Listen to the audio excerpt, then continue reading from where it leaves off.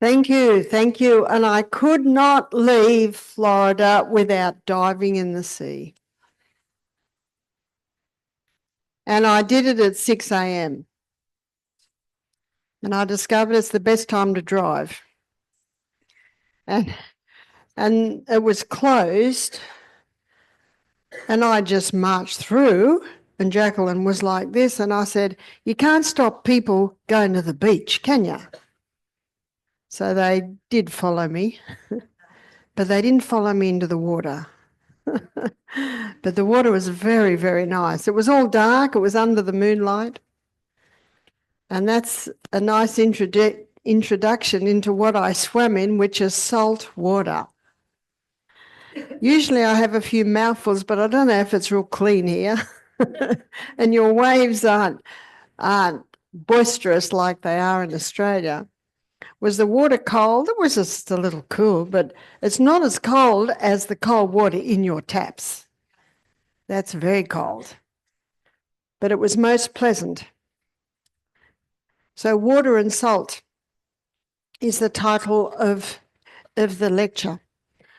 And there are 4 vital elements needed for life. And these 4 vital elements are whether you are a person, whether you are an ant, whether you are an elephant, whether you are a plant. The number 1 most vital element needed for life is oxygen. And we've had a look at the importance of oxygen. We've had a look at the importance of breathing through the right place to get your oxygen, which is in and out through the nose. And you might not think you can do it when you're exercising, but you can.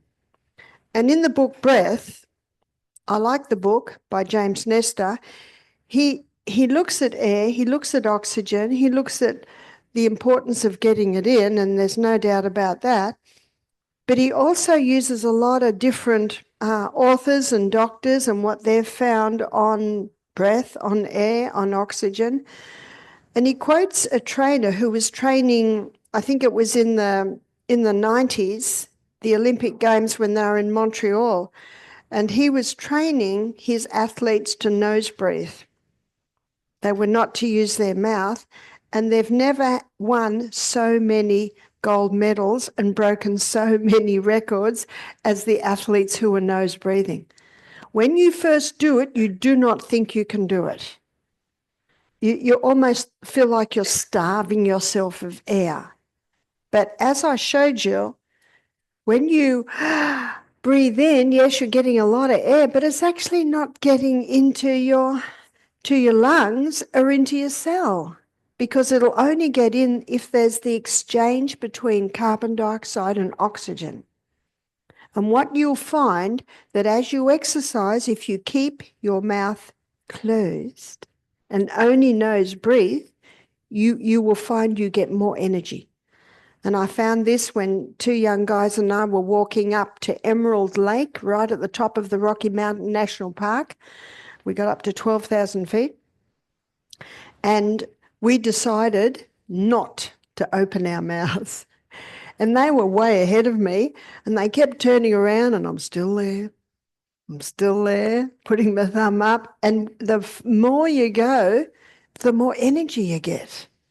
Because as I showed you, inside the cell, so inside the cell, and we'll go through it again, but this time we're going to have a bilayered membrane around it. The glucose goes in, and it goes in under the action of insulin, and it goes through a 20-step pathway, and the 20-step pathway gives us 2 units of energy. That's the glycolytic pathway. That's the anaerobic pathway. Anaerobic is no oxygen. The end result of the 20-step pathway is the chemical form of glucose called pyruvate.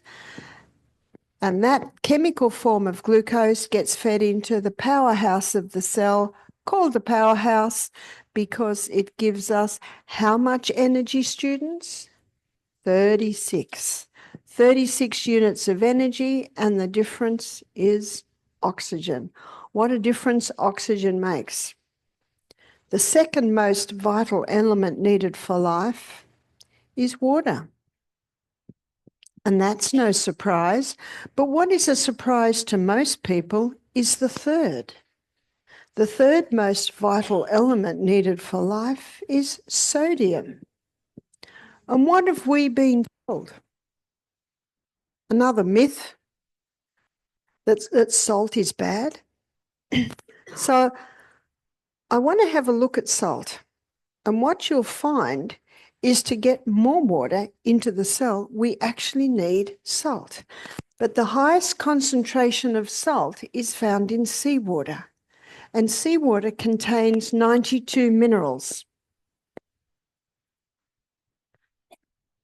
Of those 92 minerals, 30%, 30% is sodium and 50% is chloride. And so when the water is evaporated from seawater, the first crystals formed are sodium chloride. So what man traditionally has done, maybe I shouldn't say traditionally, because traditionally salt has always been hand harvested. So maybe I'll readjust that. And probably, again, we're looking around the Industrial Revolution. So we're looking from about the early 1900s. The first crystals formed being sodium chloride, they're scooped up, they're bleached, aluminium's put with it, so it runs freely. There's your table salt. And table salt is actually a dangerous salt. Let me give you an illustration. To make seawater, you get a teaspoon of salt to a cup of water. That'll give you the same concentration of seawater. Let's say you get this sodium chloride salt, this table salt, and you mix it with water enough to fill a tank and then put fish from the sea into that tank, all the fish die. Because what the fish need is all of these minerals. These two are such harsh minerals, if you were to inject them straight into the blood of a person, you would kill them. What sodium chloride needs is all the other minerals to buffer it or balance it. The third most vital element needed for life is sodium, and the fourth is potassium. And potassium is found in abundance in your fresh fruits and vegetables, especially your greens. Now, let's say we've got someone who's not eating any fruits and vegetables, they're just on the high carb meat diet, and they're putting table salt on everything. And it's such a harsh salt, it kills the taste buds. Have you noticed when someone's having just the table salt, that they'll get a meal and they won't even taste it, and they'll put the salt all over it? And if someone's maybe at my table and about to do that, I'll say, just taste it first, because I love salt. And my meals have got generous salt in them. But the salt that I use is Celtic salt. And Celtic salt contains 82 minerals because it's a hand-harvested. It's called Celtic salt because it's a hand-harvested salt, hand-harvested in the Celtic tradition. And Britain, no, the coast of Brittany on the coast of France, it's about 4 million acres, but it has these peninsulas like this, and the salt flats are like this on the peninsulas, and the wind, as it is always in the sea, dries or evaporates the water very quickly, and they scoop it up, hand harvest it and seal it, and many of the minerals are locked in it. And I love using the crystals because in those crystals are locked minerals in very minor proportions. One of them is iodine. And it's in parts per million, barely measurable, but that's all you need. And if you have a crystal of Celtic salt, I put it in my mouth, crunch, crunch, and then drink my water. I know that when I crunch that salt, I'm releasing mineral gases. You see, iodine is very volatile. And when the sea waves crash, was so dark this morning when I went to the beach. I knew I was near the beach. I could hear it and I could see the white foam as it crashed. I did have the moonlight. So that crashing of the waves causes the iodine to be dispersed into the air. It goes across and settles on the land. And that's why fruits and vegetables grown on the coast have a far higher iodine level. And often when they're right in the middle of a country, they're almost iodine deficient. And if you buy iodized salt, instead of 2 minerals, now there are 3. But it's not a natural iodine. And when you open the container, within an hour, the iodine evaporates. So you're actually not really getting it. But when you have that crystal of Celtic salt, when you crunch the crystal and those mineral gases, those parts per million that are locked up because it's a very volatile mineral is iodine. And that's why when it's locked up in those crystals, you've kept it and then you crunch it. That's why I love using the crystals. Get it? Yeah, it's a bit of a crunch, but you're getting a release of that iodine. If a person takes an iodine supplement, do you know they release it within 20 minutes? So when you're having that little crystal of Celtic salt with every glass of water, you're getting tiny little amounts of iodine, just as much as you need. And it helps to maintain your iodine levels.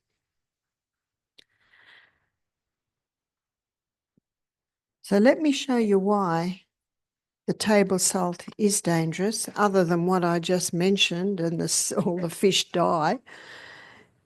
And we're told that salt hardens the arteries. You've heard that? Well, the sodium chloride, because it's such a harsh minerals. We need to take it the way God made it, which is buffered or softened with all the other minerals. So how come Celtic salt doesn't have 92? Well, some of the minerals are in such pico proportion. Pico is a measurement that's barely measurable. So it's inevitable that a few will be lost, but 82 is pretty good. But I want to show you what happens with this refined salt. Let's say someone's not eating any fruits and vegetables and they're putting table salt on everything. See, the highest concentration of mineral inside the cell is potassium, and the highest concentration outside the cell is sodium. And there are sodium-potassium pumps in the membrane around the cell. And those sodium-potassium pumps are constantly going like this, maintaining the balance of sodium and potassium in and out of the cell. But if someone's potassium deficient because they're not eating any fresh fruit and vegetables, and I've got a great tip for you, cayenne pepper is a good source of potassium. That's why at our retreat, on our table, we've got Celtic salt, cayenne pepper, and a little container of olive oil. That's what you'll find at the table at our health. So what's happening with the person that's not having any fresh fruit and vegetables? Potassium levels are dropping. And because they're just putting salt on everything, because their taste buds are dying because they're eating so much salt. So what's happening now is sodium levels are rising. And what happens with osmosis and diffusion is the highest concentration goes into the lower. And so with the potassium level dropping and the sodium outside rising, sodium gets inside the cell. And when sodium levels get inside the cell and begin to rise, the cell swells. That's high blood pressure. And that's why the table salt causes high blood pressure. And that's why if someone has high blood pressure, what are they told? Stop the salt. And so now people stop the salt. But did you know that if the sodium levels inside the cell go too low to the point that there are none, that cell explodes? Remember, our body runs according to precision balance. And God put these amazing little balances inside the cell. But if we're not supplying the potassium and if we're overdoing the sodium, then even those balances that God put in there can't be maintained.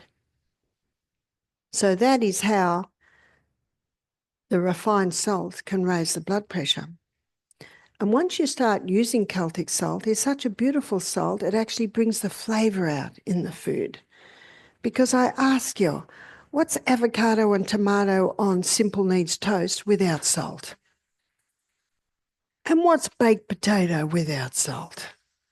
Our palate tells us we need a little salt. You think about it, we're salty people. That's why the book Sea Salt's Hidden Power by Dr. Jacques de Langry, he says in there that he calls our internal fluid our internal ocean. You see, seawater is called an isotonic solution because it has the exact same mineral balance and proportion as is found in the blood. And did you know that the Navy, in the war, if someone needed a blood transfusion, they would transfuse with seawater because it's converted very quickly to blood because it is the same balance, the same proportion as is found in blood. And in the sailor's manual, they're told that if they get shipwrecked, they're to start sipping seawater straight away, just little sips. And that will keep them alive for many days. But if they don't have any seawater, no water at all for 3 days, they're nearly dead, then they drink a whole cup of that pure seawater, then that causes a major imbalance. You probably heard, don't drink seawater, you go mad. Well, in that point, it's possible.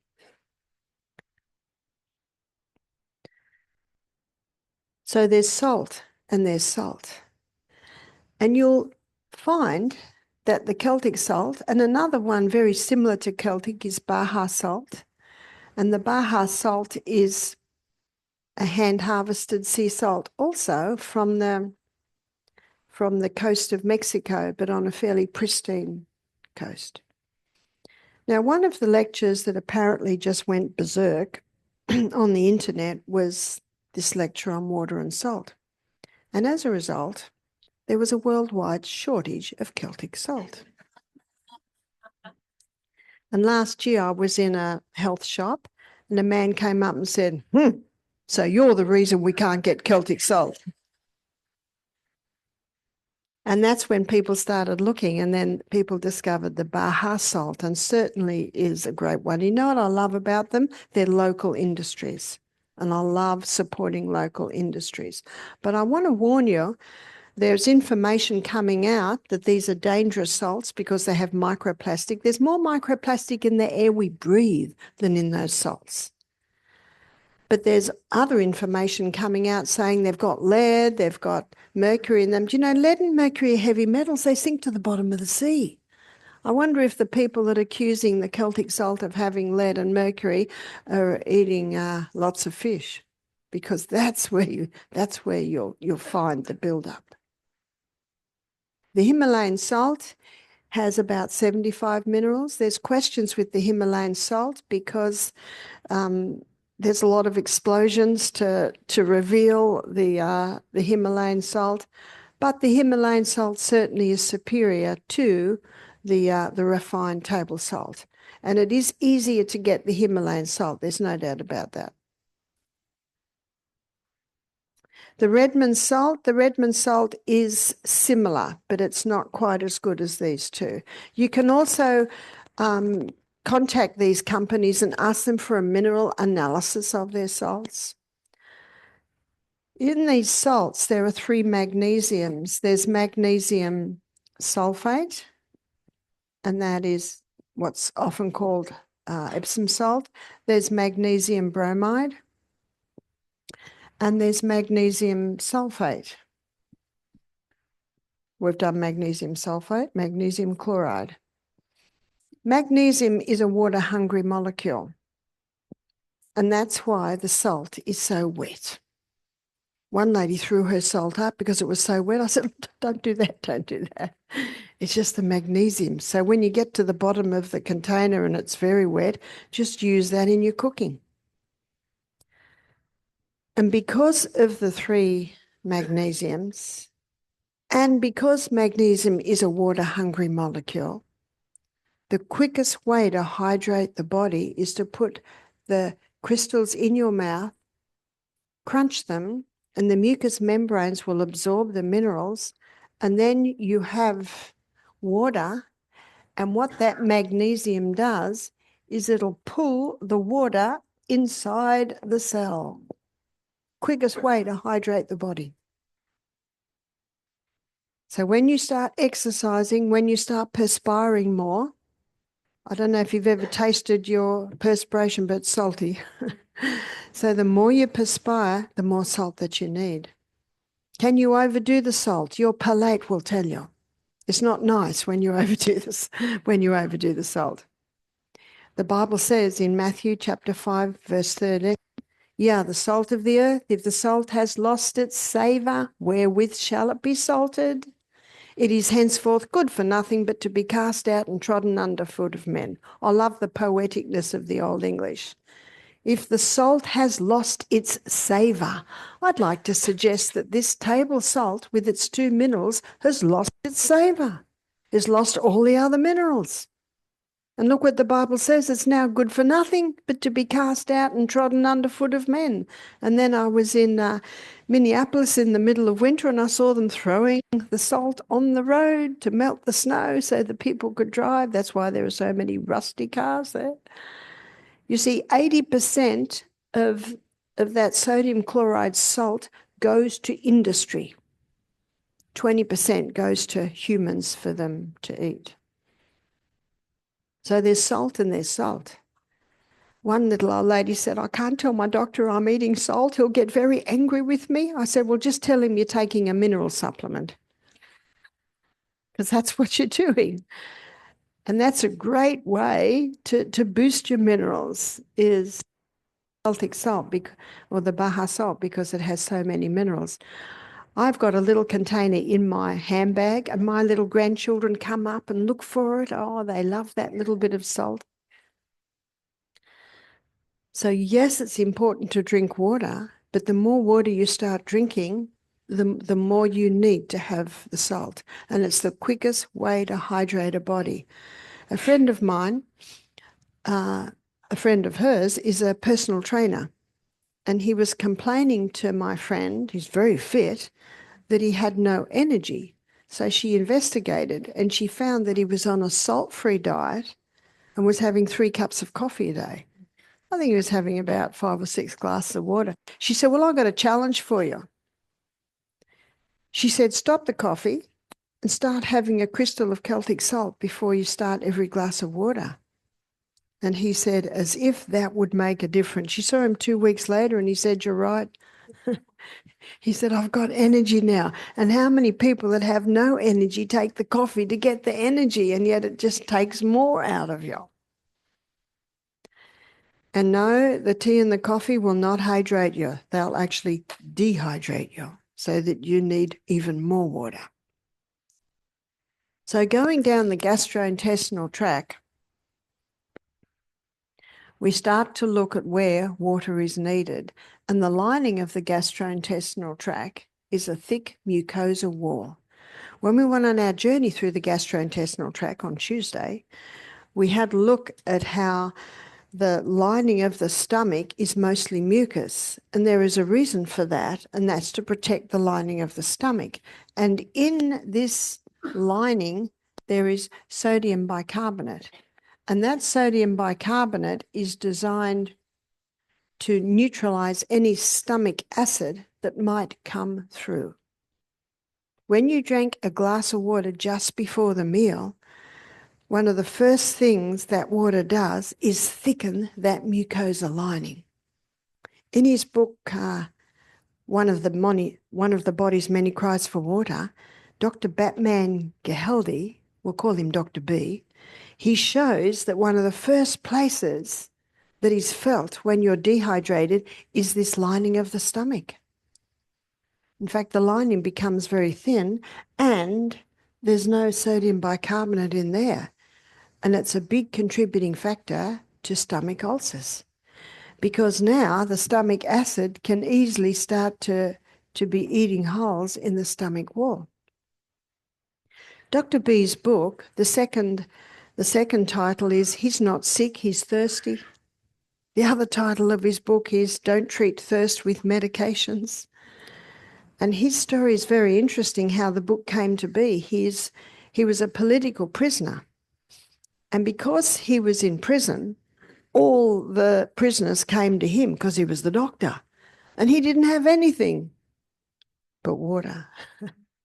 And his protocol was, if someone, no matter what their problem was, he'd give them a glass of water. He'd come and visit them 15 minutes later, he'd give them another glass of water. That was his protocol. Every 15 minutes, a glass of water. And everyone was healing. The headaches eased, the asthma attack eased, the constipation eased, the stomach ulcers eased. In fact, at the time of writing his book, he said he's cured 3,000 cases of stomach ulcer with water alone. Eventually, he was freed. The politics changed, and he said, look, do you mind if I stay a bit longer? I'm in the middle of this very interesting research. And out of that, of course, came his book. He wrote in medical journals, he spoke at medical conferences, but his message was not popular. Because what's his answer? Water. Just drink more water. But what's fascinating about his book is he goes inside the body and he shows you the effect of dehydration on every body part. But I'd like to tell you a story about about this very process.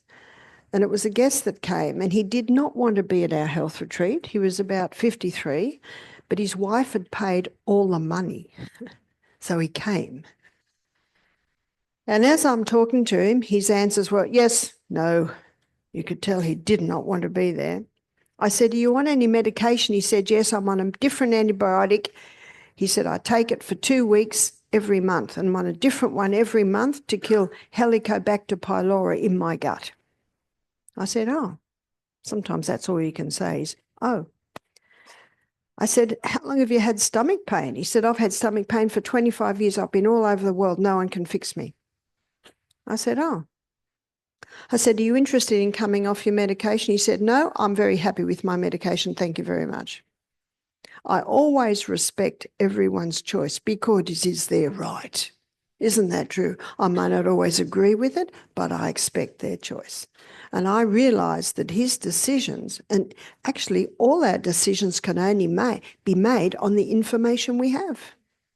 And his decision was made on the information that he had. In the first lecture, I talked about this incredible body, its inbuilt ability to heal itself, and how it will heal itself when you give it the right conditions. He came running up to me at the end of the lecture and he said, that made more sense than anything I've ever heard. He said, I'm willing to take your advice. What would you do if you were me? I said, if I was you, I would stop taking any more medication. And I said, I will give you slippery elm 3 times a day, which will coat and soothe the gut. He said, okay. And that's what he did.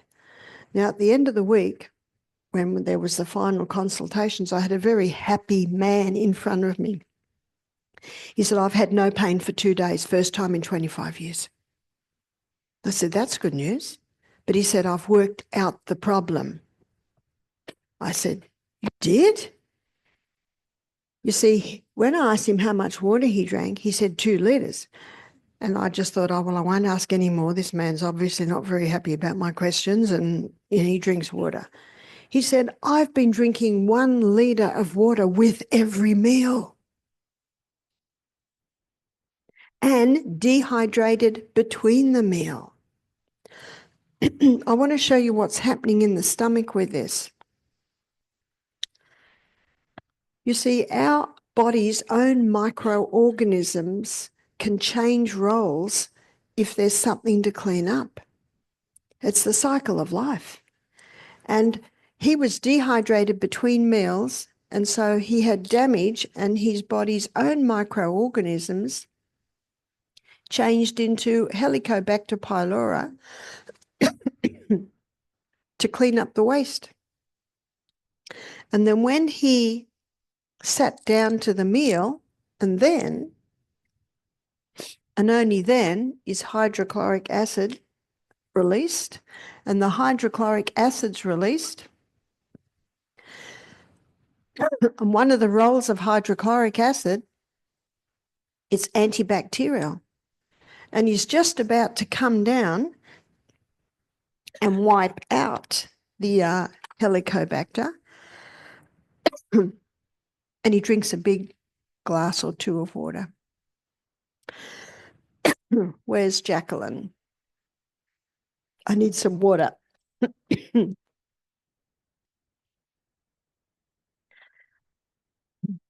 Helicobacter goes, that was close. Chomp, chomp, chomp. Antibiotics come in, wipe out Helicobacter pylori. But because the damage remains, the Helicobacter pylori remains.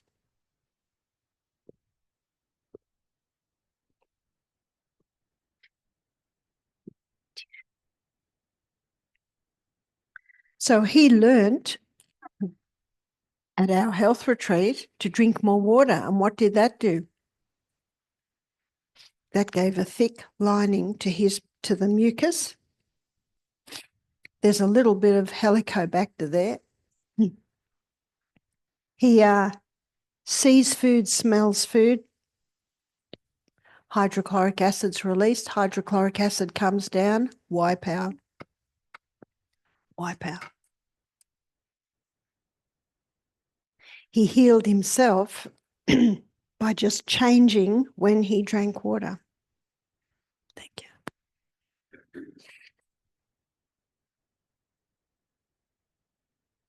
How simple is that? Thanks.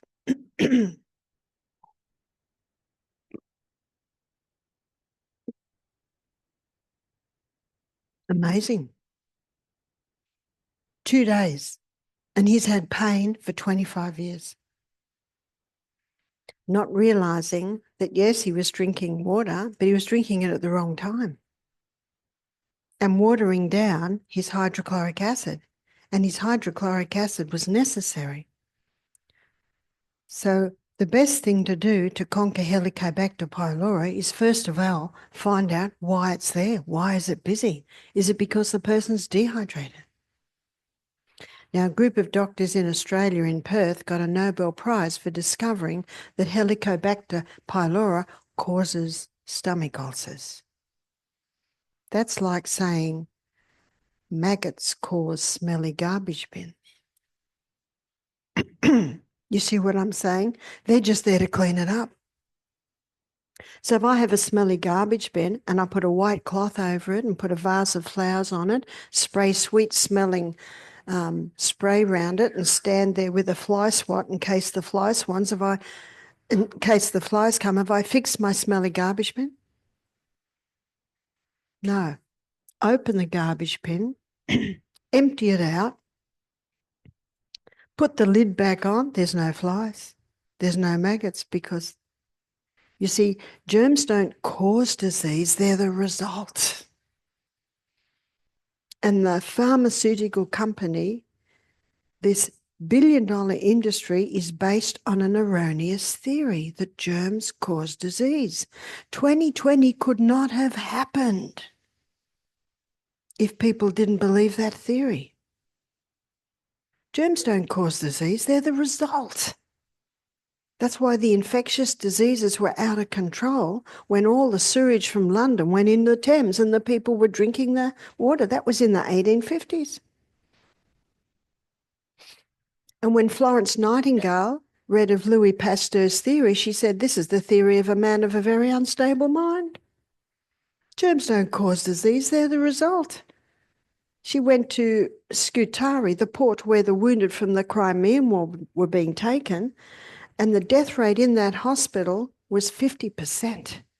Raw sewage in the corridors, doctors weren't washing their hands between operations. Florence came in, cleaned up the show, and the death rate went from 50% to 2% in about 3 months.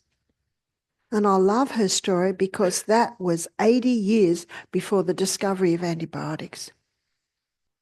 It's almost as if common sense has been thrown out and everyone just depends on the drugs. I'm not against antibiotics. They've saved lives and they will save lives. But most people should go through their whole life not having them. So water and water alone. And that's why Dr. BatmanGelijah, he claims to have healed 3,000 cases of stomach ulcers with water alone. You just get them to drink water and it just thicken that mucosa wall. And our digestive juices are made from water. And coming down the gastrointestinal tract, we come to the pancreas. Pancreas is a very interesting organ because it releases enzymes into the gut. In fact, 5 different ones to break our food down. And it releases hormones into the blood to balance our blood sugar levels. That's insulin and glucagon. All these enzymes and these hormones require water. Every single body function requires water. Do you know what this means? A contributing factor to diabetes can be dehydration. Let's go down the gastrointestinal tract. And we come to the colon. And one of the main functions of the colon is for water to be taken out so stools can be formed. And if the person's dehydrated, more water gets taken out than should be taken out now that we're left with rabbit pellets and cement. I was in one of the Middle Eastern countries and a group of princesses wanted to speak to me. And one said, I'm constipated. And I said, how much water do you drink? She said, oh, no, I don't drink that. I said, well, you need to. You need to.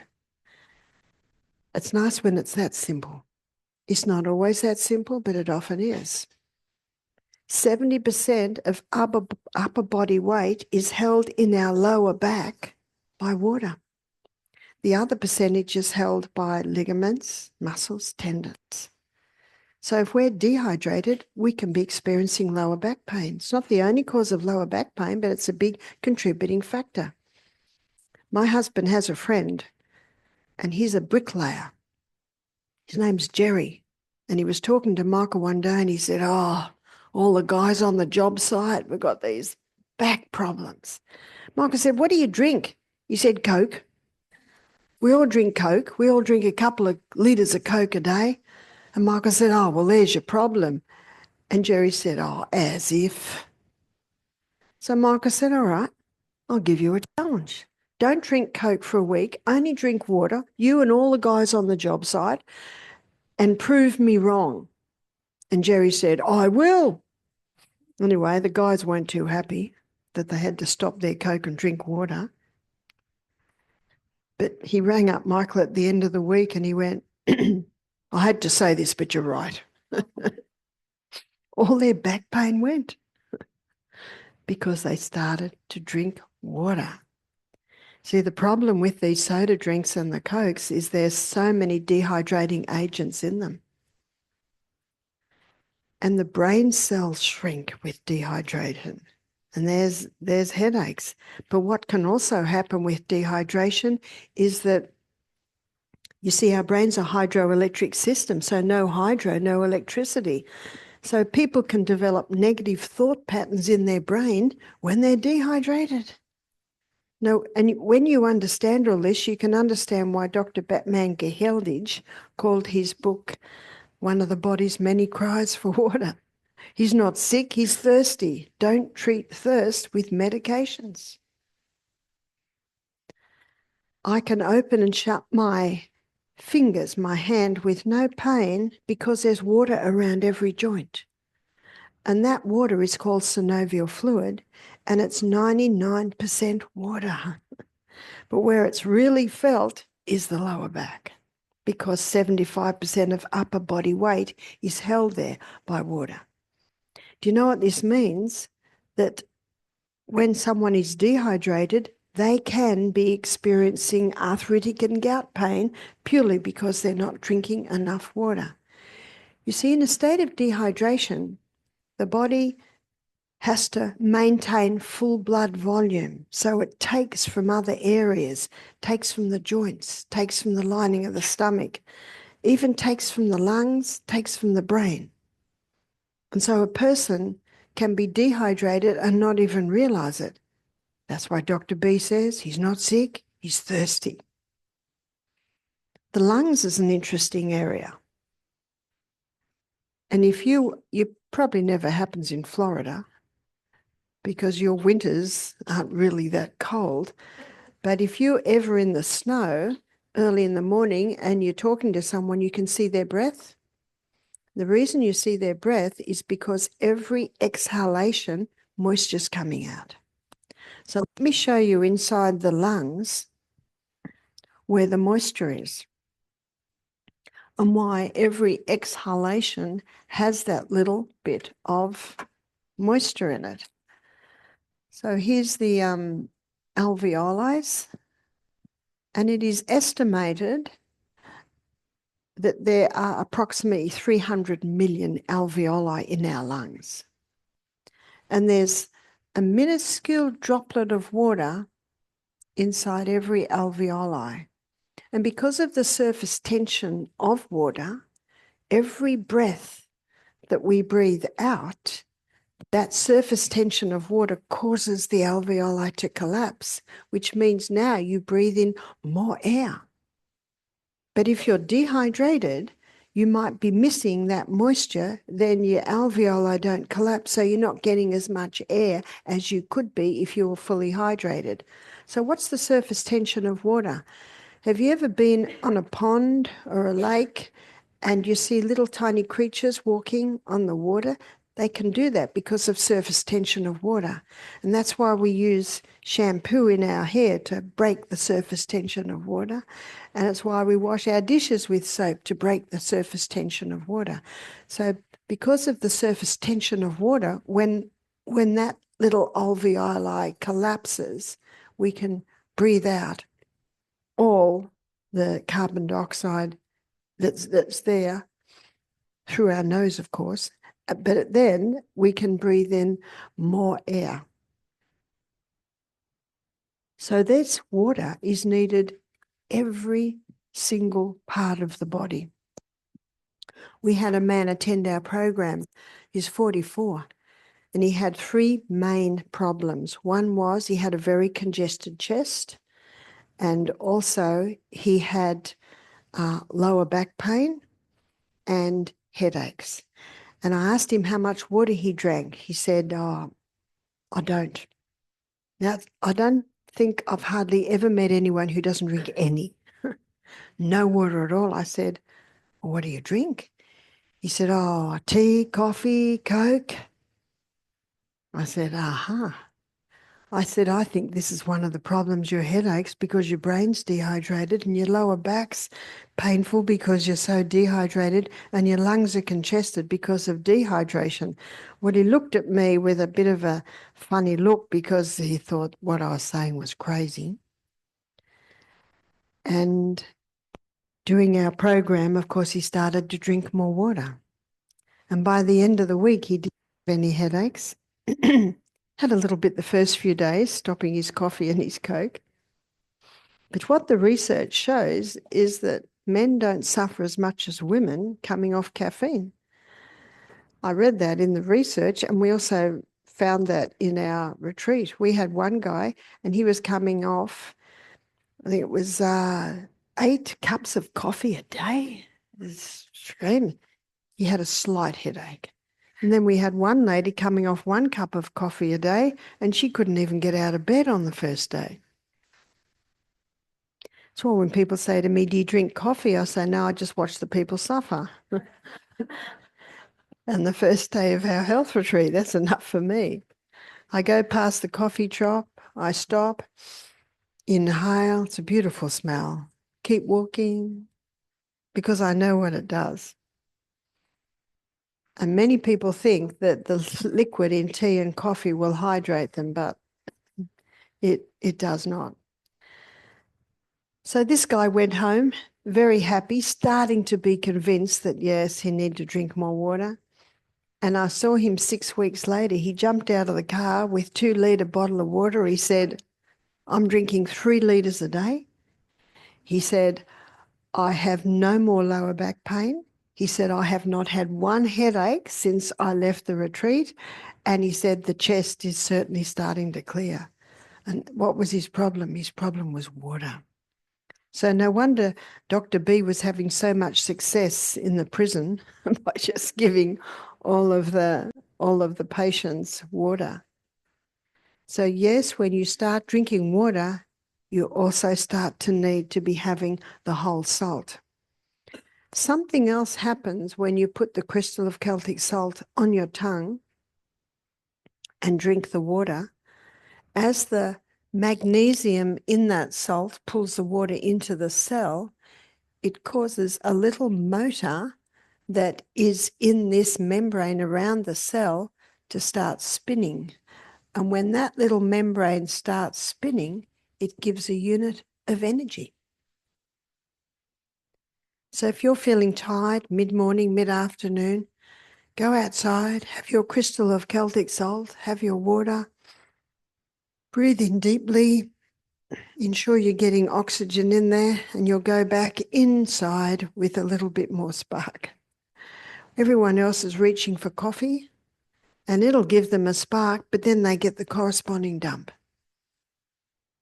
And I had a lady at the retreat that we ran in Alabama. She's about 33, and on the Tuesday, guests come in Sunday, she said, oh, I forgot to tell you I'm on speed. I said, ah. She said, I stopped it yesterday, and she said, I've got no energy today. And she said, and I'm just telling you, if I've got no energy when I go back to work, I'm going back on it. And sometimes all you can say is, oh. I said, the reason you got no energy today is because when you took the speed yesterday, you used it all. She said. I said, and where do you think the energy's coming from? She said, well, the tablets. I said, well, if it did, the tablets would be jumping around in the bottle. There's no energy in that tablet. Same with a cup of coffee. If there was energy in there to be jumping on the saucer. No. What it does is it actually stimulates your adrenal glands. And you know, your adrenal glands release adrenaline and noradrenaline. And if you keep using up that, the day comes when you actually got nothing left. And it's called adrenal fatigue. You've probably noticed as you listen to these lectures, you can't catch disease. You can't catch it. We've got more to fear from within than without. What's the state of your body? I said to her, and you're 33, I imagine you want to get married, have a family. She said, yeah. I said, what sort of gene pool are you going to give your child if you stay on this speed? I said, you can give birth to a child that has a compromise in the neurotransmitters and the adrenal gland, and that child can be prone to attention deficit syndrome, hyperactivity, and autism. And she went, and I left it with her. Because God's government is a government of freedom. Freedoms are based on free choice. But we can only make choices on the information we have at hand. 3 days later, she said, I threw them in the bin. Or, it is American, she probably said trash can. I said, good choice. And the day before she left, she said, I've got energy. I said, yes, you're young. You haven't been on them long enough to just totally exhaust them. And at the retreat, you've learned the importance of water, the importance of exercise. See, the energy that I have to present comes from the food that I'm eating, comes from the fact that I'm well hydrated, comes from the fact that I I ran up and down the beach this morning. I did 20 squats on the beach, and then I dived in the water, and that water, it's like it gives you an injection of power, that cool water.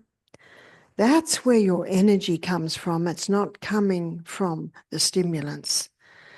And to get energy from stimulants is like taking out a loan to pay off your loan. Eventually there's nothing left. Well, what's the old saying? Rob Peter to pay Paul. So yes, we need water. How much water do we need? We need approximately 8 glasses a day. This is the water loss in a day. So the water loss in a day, from your kidneys, we lose 1.5 litre loss. Now, I do know you don't have litres, but a litre is the same as a quart. From your colon, it's 0.3 of a litre loss. From your skin, it might surprise you to know it's 0.5 of a litre loss. And from your lungs, it's 0.2 of a litre loss. So in a day, we have 2.5 litre loss. I just got this information out of my anatomy and physiology book. So we should be replacing at least 2 litres a day. The other half litre can come in herb teas, it can come in your fruits and your vegetables. If a person is on medication, they would even need more. If a person is working and perspiring a lot, yes, they may need more. So it's at least 2 litres. And here's a good rule of thumb. So 100 pound to 8 glasses. So that's a good rule of thumb for the children. So if they're 50 pound, 4 glasses. And what I always did with my children and do with my grandchildren, you get them about an hour before the meal and you start them drinking. Because if you don't remind them, they won't drink. And then when they finish the meal, what do they want to do? Immediately drink. And then you know that that's going to compromise their digestion. If anyone's thirsty after a meal, by all means have a mouthful. But if someone's very thirsty after a meal, it is an indication that they sat to the meal dehydrated. So obviously a mouthful or two is not going to greatly interfere with your digestive enzymes. And as you'll find out tonight when we go to the mind, you can rewire your brain. You can change your habits. Our habits can be our best friends or our worst enemies. And I told the story, I think it was last night, about the lady that came to her with dementia. She came with her daughter. And, you couldn't even talk to her. She was, what do we say, off in La La Land. And then I discovered she doesn't drink water and she hadn't opened her bowels for 6 days. So we gave her some teas and got the bowels moving, and we got her to drink water little by little by little. Because what puts a lot of elderly people off is they can't drink a whole glass all at once, or they think that they're going to have an accident. But you drink 600 mil, let's do it in ounces. You drink 16 ounces all at once. It's not long before 16 ounces is going to have to come out, because it actually just goes very quickly through your gastrointestinal tract straight to your liver, because the body can't utilize those huge amounts all at once. It can access water much better if you have it little by little. This is what I do. I wake up in the morning, have a little bit of salt and a half a glass of water. I go to the bathroom, I have another glass of water. I pray, I have another bit of salt and half a glass of water. I read my Bible, I have another half glass of water. I exercise, can you see what I'm doing? You spread it out. And so that's what we did with this lady, and she found it much easier to drink the water when she had that little bit of salt. Within 48 hours, we saw no sign of dementia. Geez. How many are classified or diagnosed with dementia in aged care facilities, and that's actually because they're dehydrated. And so many elderly, they don't want to drink water because they don't want to have accidents. They're having cups of tea and they're on medication, which dehydrates even more. My husband and I would love to have the finances to open aged care facilities. Can you imagine our aged care facilities? They probably never die, and we'd have a big waiting list. And the pharmaceutical company would hate us because these aged care facilities, they can actually get more money the more medication you use. And I do understand that so many nurses are overworked, short-staffed. They don't have time to check if everyone's drinking their water. And if the person has dementia and you ask them if they've drunk water, they say, oh, I've drunk heaps of water, or they haven't drunk anything. So what it gets back to is us. Let's look after our brains and our bodies right now so that we don't have to go there. So I'm going to do some questions now.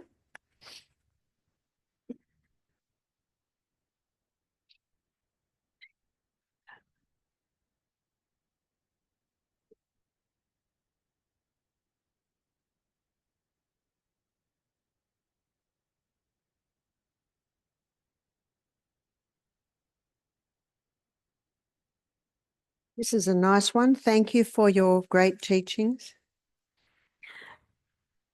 Get urinary tract infections once or twice a year. My doctor has me on Bactrim. He wants me to take every day to prevent. Shall I get off it? Absolutely. Because what it actually does, it ends up causing it. And this is urinary tract infections. So Jacqueline has a story that she used to get urinary tract infections. They put her on antibiotics and it'd stop. And then she'd get another one, go on antibiotics, and it'd stop. So eventually, because she was getting them so much, they put her on really strong antibiotics. And then she started to lose her eyesight. You see, what those antibiotics do is they cause such disruption in your gut flora that you got an outbreak, really, of yeast happening. And so what she discovered was D-mannose. And what this is high-dose cranberry. And what she did was if she got a urinary tract infection, she would take 1 teaspoon every half an hour. Did everyone get that? Most people, they'll take it once a day. Well, that's not going to do it. So you take a teaspoon every half hour until the pain goes, and then you might take it 3 times a day, 4 times a day till it's totally gone. So if I was this lady, that's exactly what I would do. Remember, drugs never cure disease. Got that? They never cause disease. They just change the form and location. Is it okay to drink Pellegrin's water, sparkling water? What is the best? Do you know that I like sparkling water, but I don't drink it much? It'll just be like a treat, just every now and then, because sparkling water is sparkling mostly because of phosphoric acid, and that can eventually weaken your bones. So we should be drinking predominantly pure water. Can you heal a hernia? Sometimes you can. It depends on where the hernia is. It also depends on how big it is. Sometimes it may need an operation where they just stitch the muscle together. Sometimes it can be very simple. But wearing castor oil compresses overnight, and you can get a brace to actually hold it there. The problem with a hernia is every time you cough, every time you laugh, every time you actually strain at all, it can open that split. But sometimes they can be healed. It's worth a try with the castor oil compress overnight and a brace.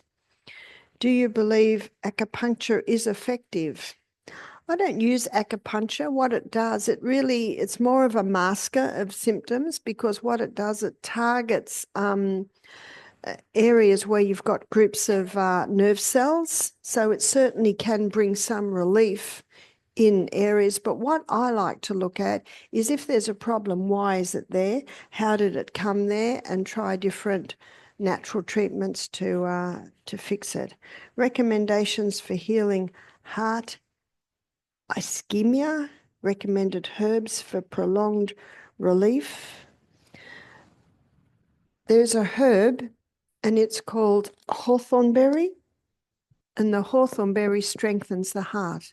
What I would also do is I would take cayenne pepper, because remember we looked at in the previous lecture that hawthornberry strengthens the heart, but the cayenne pepper, the beauty of the cayenne pepper is it thins the blood, and as a vasodilator opens the blood vessels and also strengthens the arterial wall to the point that it can heal the arterial wall. Could there be serious side effects for stopping high blood pressures, meds and going natural? Only if you're not living the life.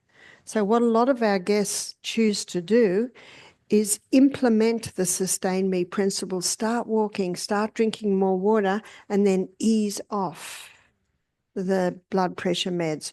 Whereas the blood thinner meds and the cholesterol-lowering medications, they can be stopped immediately, even if you've been on them for 10 years. You will only get benefit from it.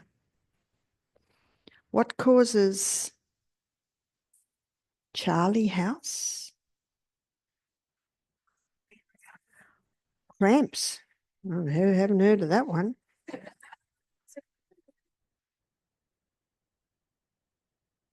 Cramps in the middle of sleep. It often is magnesium deficiency. One of the causes of magnesium deficiency is caffeine.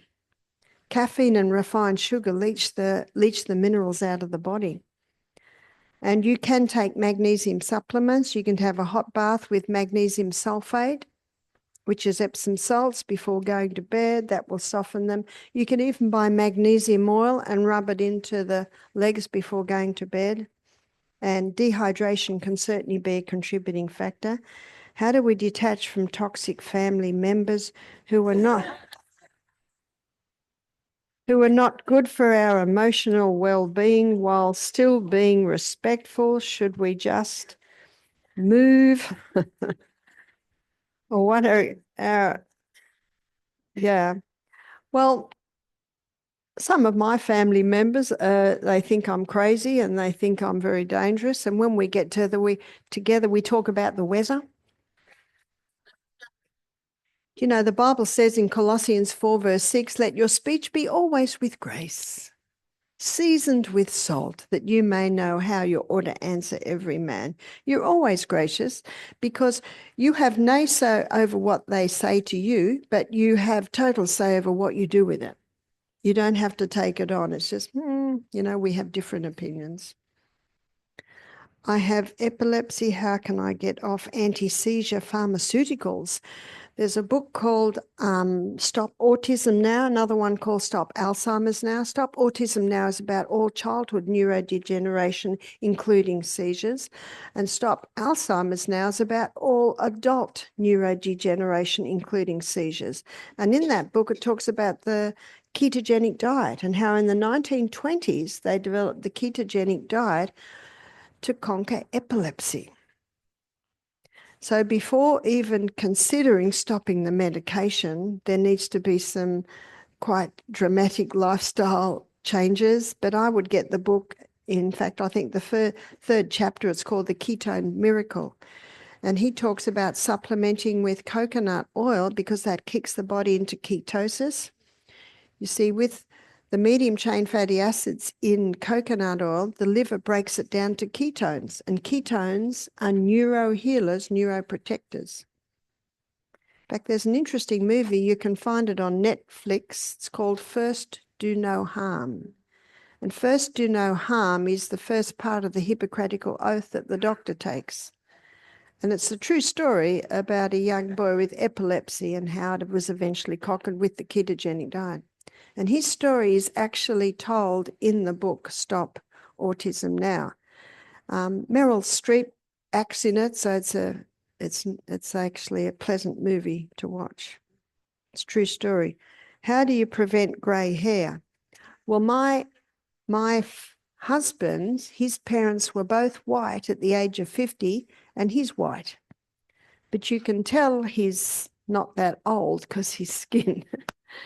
And I want to tell you a funny story that I think you'll appreciate. And I told you in 2020 how it was illegal to have a protest. So Michael held one every 2 weeks. He's the leader of a political party in Australia called HEART, Health, Environment, Accountability, Rights and Transparency.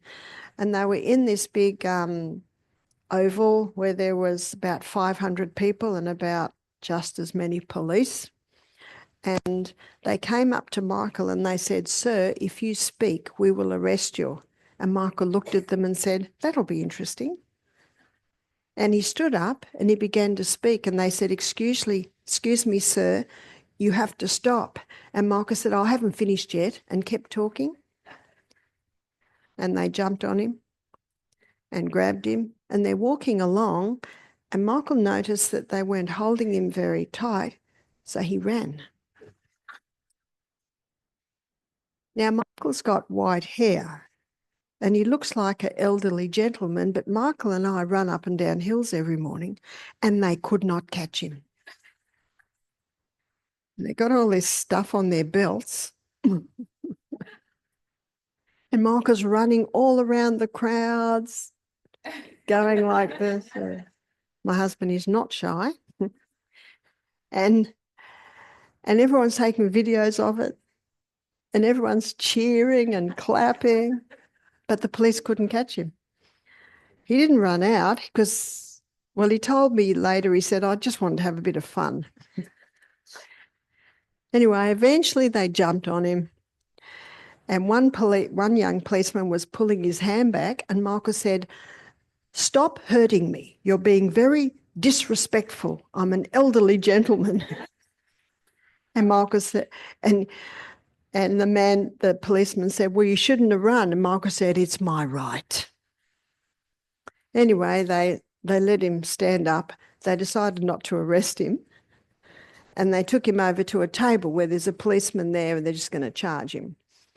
And as he's giving all his particulars to the policeman, this man came up next to him, Samoan man, built like this, beard like this, tattoos all over him, and said, "Are they hurting you?"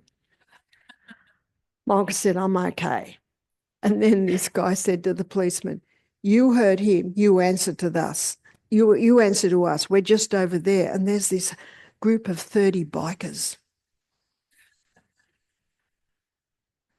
God's angels, eh? Anyway, it went on the nightly news.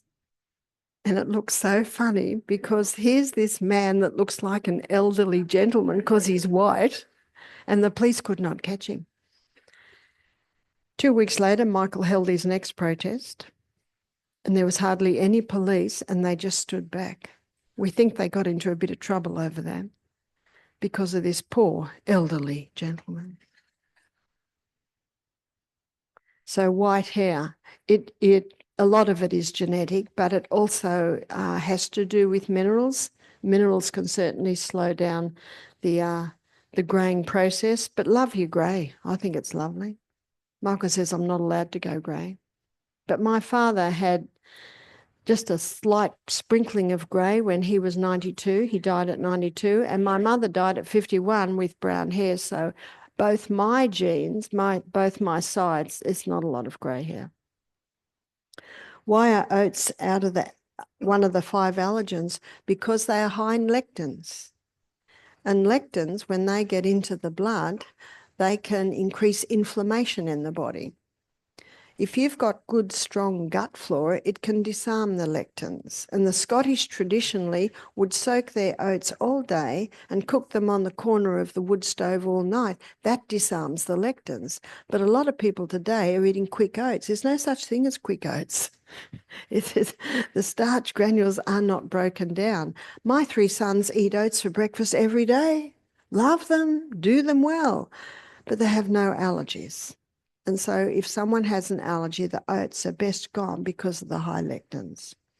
What is your opinion on red light therapy? I don't know a lot about red light therapy, but it's probably something you can explore and find out the pros and cons. I don't know a lot about it. Naps during the day, thoughts, good or bad? I reckon they're wonderful. And I have one every day, don't I, Jacqueline? If I can get out of the chat room. I usually have about 20 minutes a day, especially if I'm giving evening lectures. It gives me a bit of spark. So you'll know if it helps, do it. If it doesn't, don't do it. I've been taking painkillers for years, daily. Now, would you recommend getting off them? I absolutely would. And I'd first of all find out why you're on them. And sometimes it can be some sort of injury. And there are some great pain clinics around that have guys built like this who are incredibly fit, who can teach you how to get your body strong and compensate for maybe the injury that was done.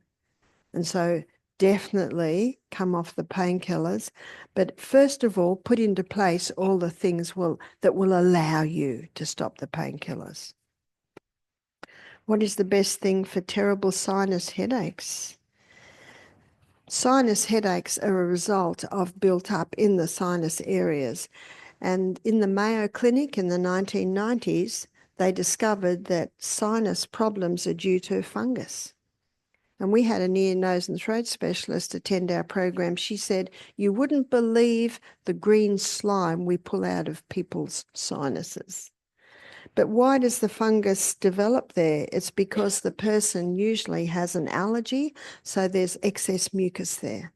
So number one, get rid of the allergens, which is wheat, dairy, oats, peanuts, refined sugar, and you can sniff a little bit of golden seal powder, and that will clear out the area. One lady said the last time I was sniffing cocaine. One lady puts it on a plate and gets a straw and sniffs it up. When you feel the bitterness at the back of your throat, you know it's hit the mark. So it's one thing to stop the allergens, which is the main cause of the excess mucus in that area, but it's also important to clean out the area. And golden seal can be sniffed 2 or 3 times a day.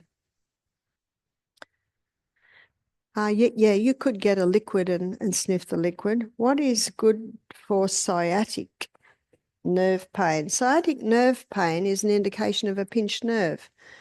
And Dr. BatmanGelijah has a book called On Back Pain, and he shows some different moves and stretches to release the sciatic. It's a good idea to go and visit a chiropractor or an osteopath and just check that your spine is in line. How can low ferritin level cause heart palpitations? Cardiologist wants me to do a heart angiogram. I'm 42 and also suffer from chronic covetry. I'm not sure what that word is. Anxiety. Oh, anxiety. Instead of the A had gone up and looked like a C. Chronic anxiety, often in a woman, is a hormonal imbalance. We need that progesterone up, which is your calming, happy hormone. I definitely would not have an angiogram. And heart palpitations can often be from caffeine and also from the hybridized wheat. I don't know how low ferritin levels could cause heart palpitations, but ferritin is iron stores, and the body uses protein to store iron. In my book, Sustain Me, I have a chapter on anemia, which shows how you can boost that. What is the difference between wild yam cream and capsules. Dr. John Lee, who is probably the doctor that first blew the whistle on this hormone imbalance issue, he is passed now. He first started talking about it, I think, in the 1980s. He shows that when you take the wild yam by mouth, your liver detoxifies most of it. He says you can get 400% of the actives from the wild yam when you place it on your skin. Any advice for someone with Sjogren's syndrome? Should I be drinking more than 8 ounces a day with Sjogren's? What I more am interested in is people's symptoms rather than names. And I don't believe in autoimmune diseases. So the first thing you look at is what are your symptoms? And your symptoms are your body telling you that's where to start. So if it's dry eyes, in my book, Sustain Me, there are some things you can do for dry eyes. For dry mouth, it can be maybe more water and taking that little bit of salt, and make sure no medication. Medication will not cure disease. Is smoking weed every day bad for your health? Well, it's not good. It's not good, and it is addictive, and the smoking hurts your lungs. My 17-year-old daughter struggles with iron deficiency anemia. So again, I would get my book Sustain Me and have a look at how you can conquer anemia. She's a long distance runner, eats healthy, not heavy periods at all, drinks lots of water, high stress with school. What do you think? Well, what high stress can do is really deplete your hydrochloric acid. And I find that low hydrochloric acid is a big contributing factor to anemia. What brand shoes does Barbara wear? I think it's Densky. Yeah, something like that. I also like Birkenstocks, but my husband says they're not elegant enough to lecture in. But at home, I live in Birkenstocks. And on my morning run, I wear barefoot runners. Vivo's Meniere's disease, which is vertigo, best healing approach. And does it lead to memory loss? It need not.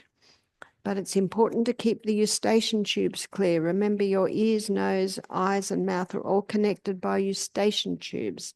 And the 5 allergens are the most responsible for excess mucus. If you can clear that mucus out, it certainly helps the ears.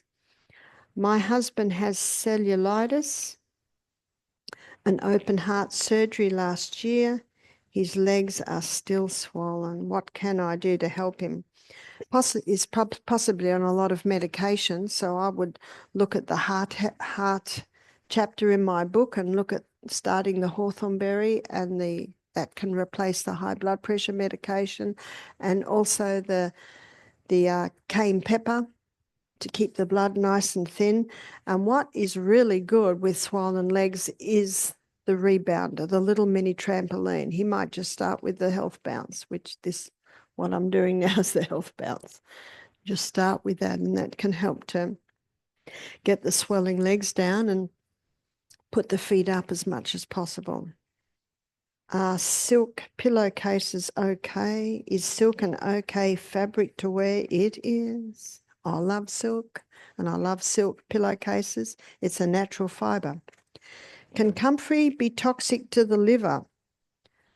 The only time it would appear to be toxic to the liver is the liver is overloaded, and the comfrey causes the liver to clean big time, and that can make the person sick. But of itself, comfrey is not toxic to the liver.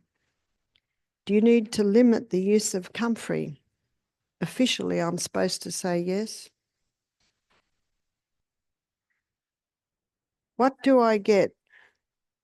How do I get rid of polyps without having a colonoscopy? Well, unfortunately, if you have a colonoscopy and they decide to cut the polyp, we had one lady that happened to her, and they cut the colon wall. And it all filled her whole bowel. She only lived another 5 months. She was only mid-50s. So I like to avoid all medical procedures as much as possible. And you could have 50 people have a colonoscopy and that wouldn't happen, but it's a risk. So to conquer polyps, it's important to the sustain me principles. Make sure you're well hydrated, make sure you're exercising, wear castor oil compresses on the abdomen. They can penetrate and help to break up the polyps. And just check what you're eating and make sure having a high fiber diet. Why would I have tingling sensation in my feet and hands? I'm not sure. But you could visit a osteopath and have your spine checked. Where do you buy your Celtic salt? I don't know. I don't live here. I don't know. You Google Celtic salt, you'll find out. And I think if you go to Jacqueline's website, you sell the Celtic salt. My mum saw an ad on YouTube with you promoting CBDs. I told her it was fake and she didn't believe me. Yeah, it's fake. Because you will never see me promoting any product. As soon as you see an AI of me promoting a product, you know straight away it is not me. How many products have I promoted this week? No.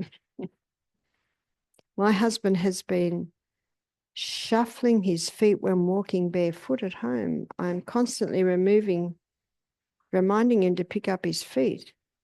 This only started within the last year. Could there be some kind of cognitive issue we should address? I want to avoid tripping as he ages. This is where rebounding can be really good. It really strengthens the legs and the feet, and it also helps balance the brain function. My 9-year-old son developed a painty, bony mass on his clavicle that sticks out, was diagnosed with osteochondroma. Would castor oil applied every night help? Absolutely, that's what I would do. Stroke, hard time with dizziness. Use arm and left leg. Any suggestions? You can bring life back into the body by exercises and stretches. And there's a book called The Brain That Changes Itself by Dr. Norman Doidge, full of stories of people who were told they'd never use their arm again, never walk again, and they did. So movement is life. So if someone's had a stroke, they've just got to really start moving that body. Male 62 has aneurysm on artery, not sure, going to his elbow, I think it says. Doctor wants to put a stent in, or they kill the artery and gets too tight long for his spleen. I would just take cayenne pepper, because cayenne pepper can clear out those areas. Finished. That was a lot of questions. So I look forward to seeing you this afternoon.